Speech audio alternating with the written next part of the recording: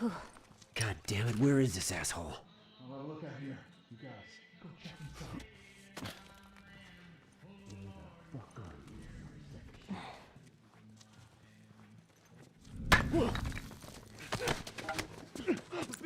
Take your hands off him!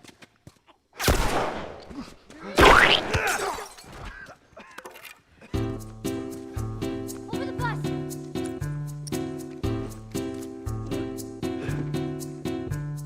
The Last of Us is a tangled fever dream of a man coping with loss. It is a zombie apocalypse shell with a haunted, nougaty center, haunted by regret and memories you can never forget. You play as Joel Miller, a man from the American South's Texas, who, in the wake of a viral outbreak that turns normal people into violent infecteds, loses his one and only personal daughter to a soldier with an itchy trigger finger of all things. Mistakes with disastrous consequences have a way with making a man evaluate their choices over and over again for the rest of their lives. If he had helped another family in need instead of saying, But we have room. Keep driving, Tommy. then they wouldn't have so perfectly timed getting smashed by this truck, and then wouldn't have had to run on foot, getting chased by infecteds, and having his personal daughter shot by the soldier. Mission failed. We'll get him next time. But a man can't help but at least consider. 20 years go by and it's immediately clear that Joel is not alright. Using context clues, we can glean the fact that he hasn't been living an honourable 20 years, smuggling illegal goods in and out of quarantine zones, full of shitty, stinking sods living under the iron fist of a government that barely exists. And so anyway, Joel gets roped into escorting a young girl, Ellie. She's immune to the virus and being reminded of the personal daughter he lost. Joel immediately raises barriers, and this is where the game subjectively diverges. If you're mentally handicapped, then The Last of Us is a road trip movie where a man finds a replacement daughter and they go on adventures together, gleefully murdering people and generally cracking wise. Shit, Joel. If you're in the upper echelon of transcended non-gamer game players though, then there's quite a bit more to see. Joel is trapped in time. The same way the world is trapped in time. This is ham-fistedly shown off by Joel, wearing a broken watch, the final gift from his old daughter. In a theatre major's attempt at deep characterization, Joel's voice and mocap actor Troy Baker make sure to touch the watch every time Ashley Johnson's Ellie does something particularly daughterly. The devil's in the details, so allow me to play details advocate. Besides the watch, there are several things to look out for in the game's prologue when you briefly control Sarah Miller, the old daughter. On the back of her band t-shirt of the Halcyon Drops, it lists tour locations. The astute non-gamer game player might notice that it lists in chronological order everywhere Joel is about to go in 20 years' time. I hate this purely because I know someone at Naughty Dog gave themselves a nice pat on the back for being so clever, but there is more. In Sarah's bedroom, there are several posters for things like movies and bands like The Bash. These seemingly innocuous bits of fictional pop culture will certainly pay a heavy toll on Joel's psyche as we read this birthday card Sarah had written to him. She says, "You hate my music, all the other shite I like, etc."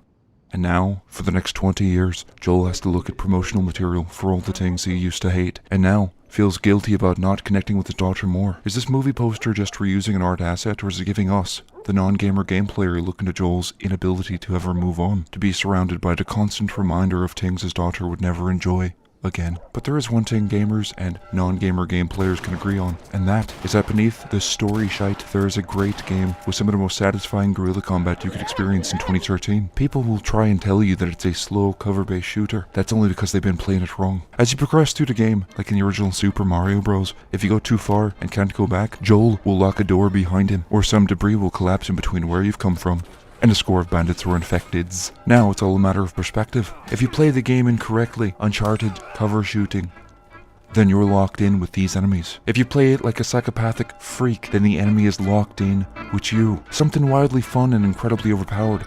Yes, you can feasibly ghost true levels, but that ends up with a ton of waiting, and the waist-high walls means you're going to be left exposed for several seconds as you systematically strangle people to death. Early game tries to get across the possibility that Joel has his own playstyle, and it leans more towards loud and cruel. To roleplay as Joel is to use fear as a weapon and relish in the murder, regardless of cost. Ammunition is precious, and yet I still find myself getting behind the last enemy of any encounter, grabbing him around the neck, and shooting him in the head, painting Joel's face in their blood. The majority of levels are open, circular, and multi-tiered. You have a window of opportunity to raise out of cover, aim your weapon, and line up a perfect headshot on an unaware enemy. Every remaining bad guy now knows where you shot him from, and they begin to attempt to set up an ambush with flanking tactics and applying general pressure. Except, after you've taken your shot, you move to a new spot, setting yourself up to flank your original position, which is now swarming with AI who think they've outsmarted you. This feels good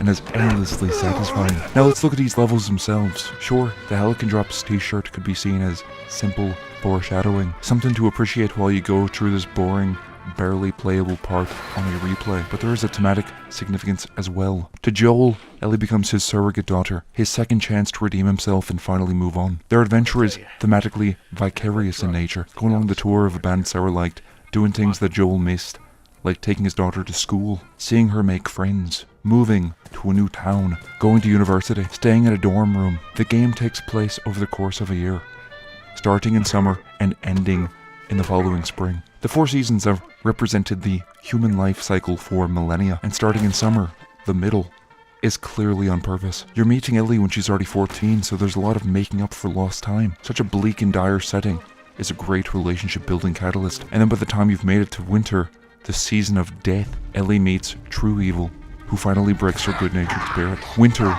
is the death of her fun innocence, with the final chapter, spring, representing rebirth, as she pushes through to attempt to serve her higher purpose, a possible source of cure for the zombie disease. It's just good drama. As they journey, the goalpost being moved with every unlikely success, their bond grows while straining the relationship with the smuggler and smuggled. Once they reach where they're going, what point is there to their friendship? And so, when the time comes, Joel snaps and undoes everything they've worked for as he realizes what's important, but only what's important to him. People try to call The Last of Us a movie game, and it might as well be. I haven't played it myself yet, but I've watched it a few times on YouTube, and I have to give it